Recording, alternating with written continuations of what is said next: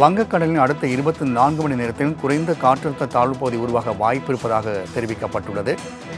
மேலும் கூடுதல் விவரம் செய்த செலினா வழங்க கேட்கலாம். செலினா, தற்பொழுது வானிலை ஆய்வு மையத்தின் கூடுதல் விவரங்களை பதிவு செய்யலாம்.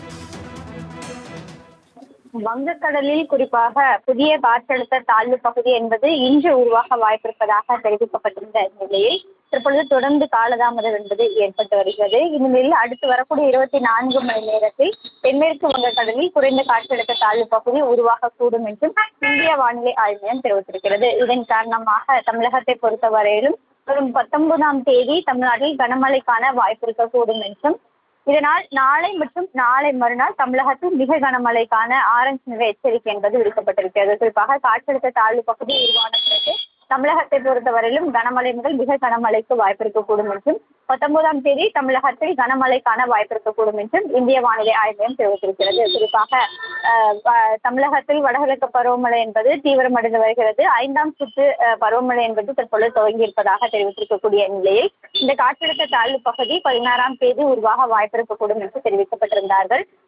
இது தொடர்ச்சியாக காலதாமதம் ஏற்பட்டு வருவதாகவும், அடுத்து வரக்கூடிய 24 மணி நேரத்தில் புதிய காற்றழுத்த தாழ்வு பகுதி உருவாகுவதற்கு வாய்ப்பு இருக்கக்கூடும் என்றும், அதே போல இதன் காரணமாக தமிழகத்தை பொறுத்தவரையிலும் இன்றும் நாளையும் கனமழைகள் மிக கனமழைக்கும், அதே போல நாளை மறுநாள் 19ஆம் தேதி பொறுத்தவரையிலும் கனமழைக்கான வாய்ப்பு இருக்கக்கூடும் என்றும் இந்திய வானிலை ஆய்வு மையம் தெரிவித்திருக்கிறது. செலினா, தகவலுக்கு நன்றி.